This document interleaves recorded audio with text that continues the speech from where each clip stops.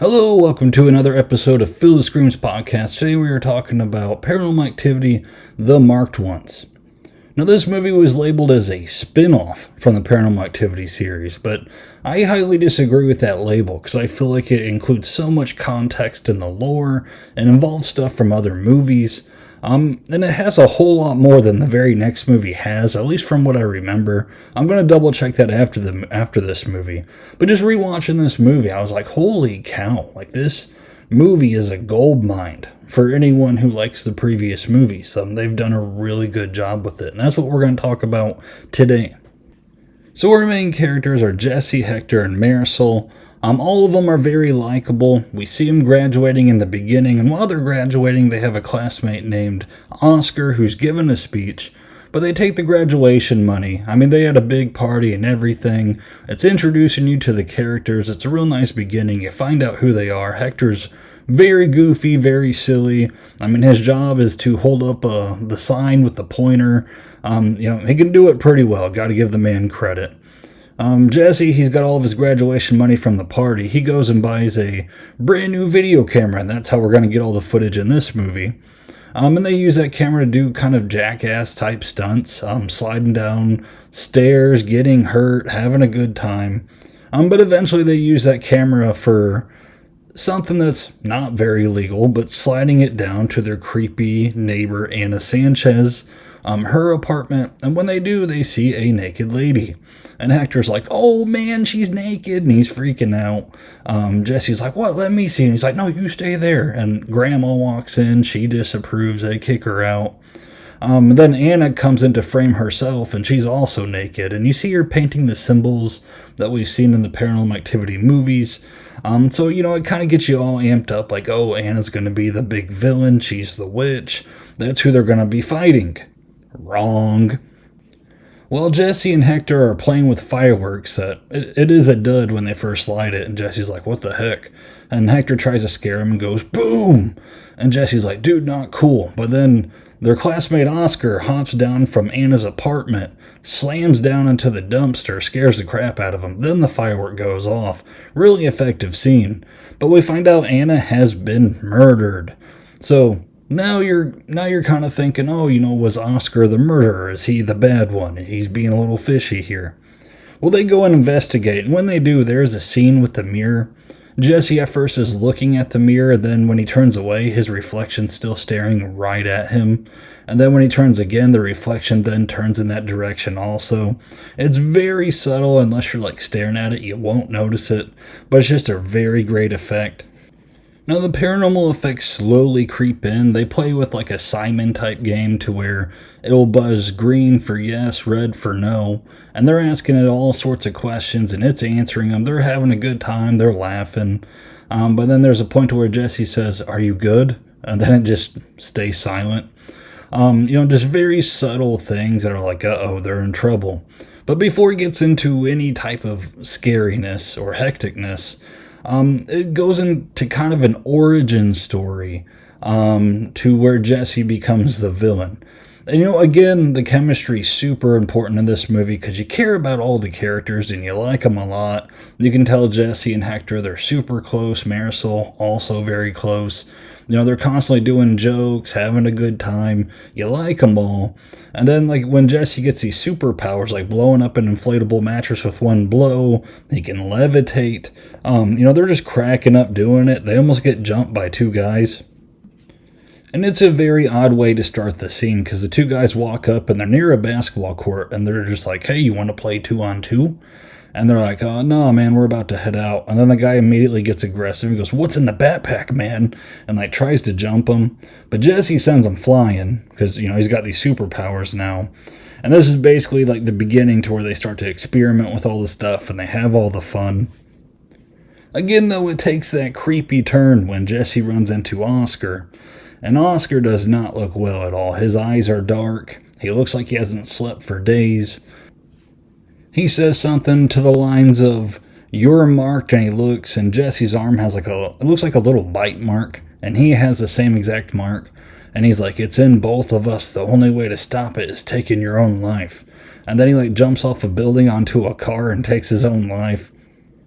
After a bit, we see Jesse start a decline. He's hurting his dog, making it float towards the ceiling. You could tell it's in pain. Hector's yelling at him, and Jesse's just laughing like,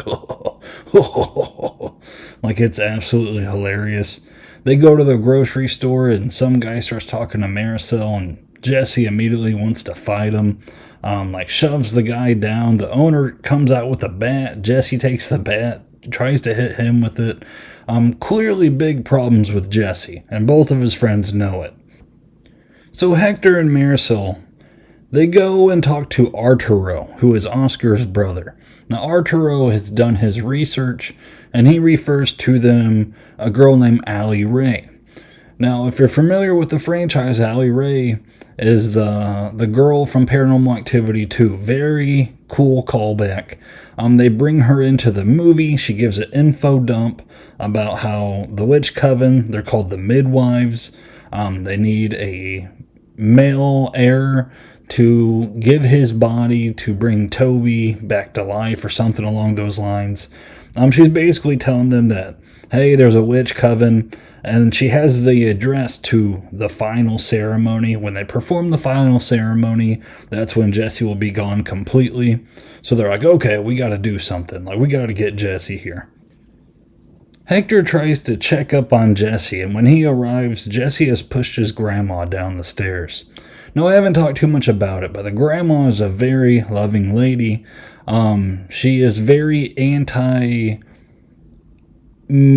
with the spirits type tomfoolery, which they do sometimes, and she disapproves it. But you can tell they all love the grandma, especially Jesse. But yeah, he pushes her down the stairs, and you see her laying in a pool of blood, and Jesse's literally just looking on, like smiling. So Hector's like, all right, we got to hurry these things up.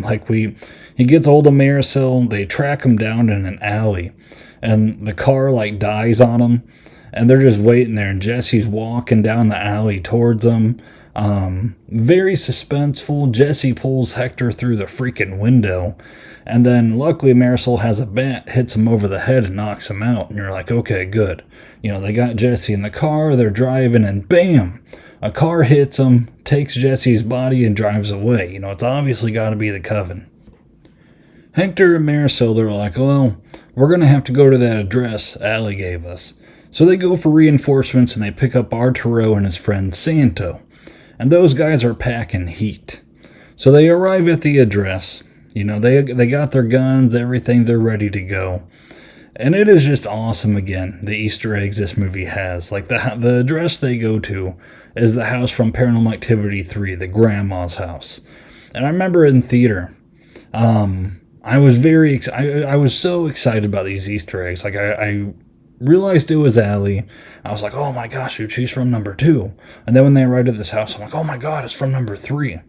But while they're scoping out the land, the coven attack. And Arturo, he starts blowing them away with a shotgun. And guys, if there's any moment, we all know the chicken jockey fiasco with the Minecraft movie, right? Where the theater's going nuts. I swear my theater was going nuts when they were blowing these witches away with the shotgun. It was a frenzy. And then the atmosphere immediately shifts over though, because Jesse starts to hunt Hector down. During all this madness, he's running around the grandma's house from Paranormal Activity 3. Santo's been killed. We don't know what happens to Arturo. Marisol ends up killed, and you're like, oh my gosh, people are dropping like crazy. The ending's happening. Hector's running around trying to figure out what to do.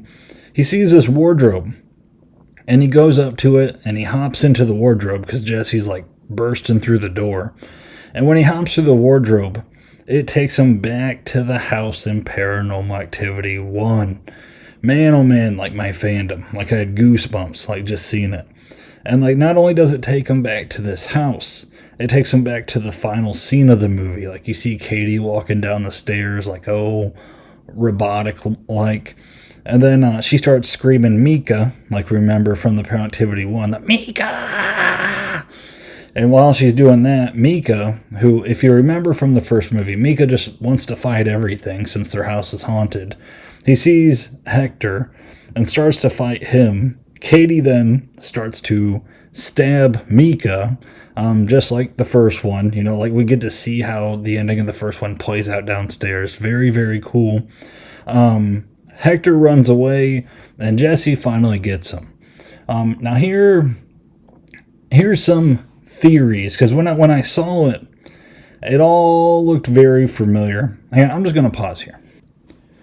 So the reason that I'm pausing is because the Easter eggs I already mentioned, I already kind of knew. I've seen it in theater, I've seen it a couple times, but like during this rewatch, I feel like there's Easter eggs that like I realized last night as I was watching it. I was like, wait a minute, did they do that? So way back in the beginning when Jesse and Hector are hiding downstairs, I'm pretty sure there's a lady that goes up to Anna's apartment, and I'm pretty sure that's the grandma from Paranormal Activity 3. And I saw that, I'm like, oh, that's crazy. Now this very ending scene here, like I was already excited about the grandma bit. I was like, I can't wait to draw on and on about that. How they got all these Easter eggs and they're doing it so effectively, and whenever Hector gets killed, like the camera falls to the ground like it always does. And someone picks it up, and someone looks at the camera with blonde hair. And then like I kind of realized, I'm pretty sure the person who picks it up at the very end is Alex from Paranormal Activity 4. So I mean, this movie like spiderwebs into all 4 different movies before it, just to kind of have a little Easter egg, to tie into all of them for the fans who are fans of this franchise, while still having a smooth, easy to follow story in 1 hour and 24 minutes. A lot of movies can't make a simple story on an hour and 20 minutes as it is, but this movie manages to accomplish, like if you've never seen a Paranormal Activity movie before, you could follow this easily. It's very easy to follow. It's a very good movie. All the characters are likable. We go from the high school kids joking around, all likable, and then you go into kind of like a anti-hero arc with Jesse, and he turns full villain. It's like a possession type movie. Then you go into like a haunted house type movie, and then you go into like time travel and all this stuff. Like they literally introduced time travel to fix any mistakes that they have made before. So things that are very easy to fix. I know Christopher Landon, he's the one who directed this. He wrote 2, 3, and 4.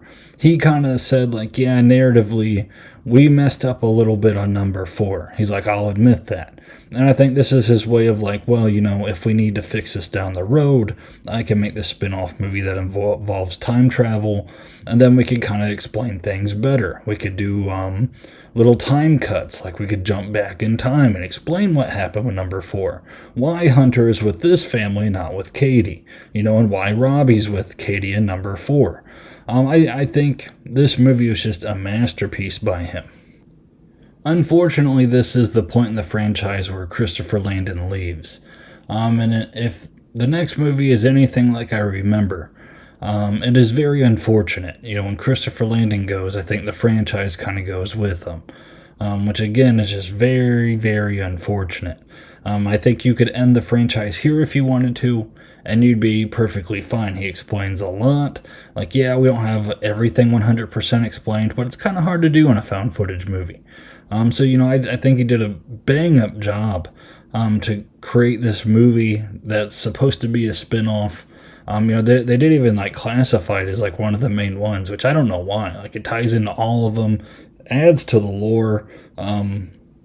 It's just crazy that this was considered a spin-off.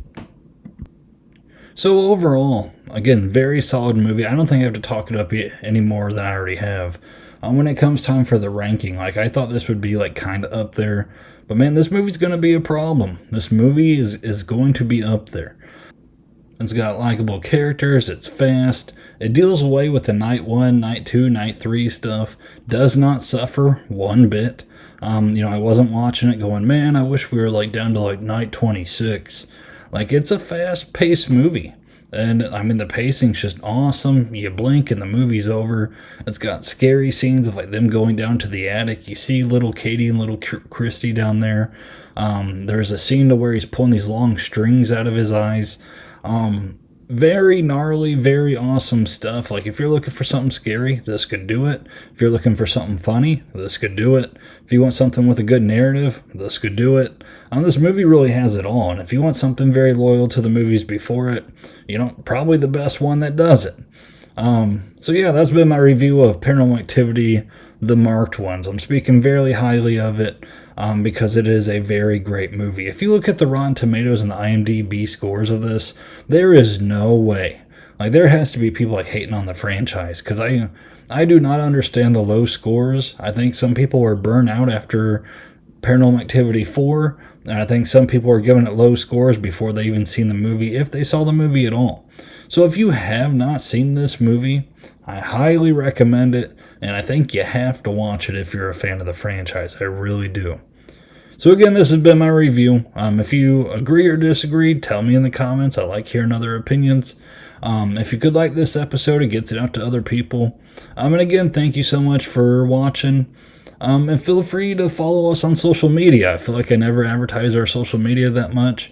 This is me doing it now. So, yeah, again, thanks for watching, and until next time.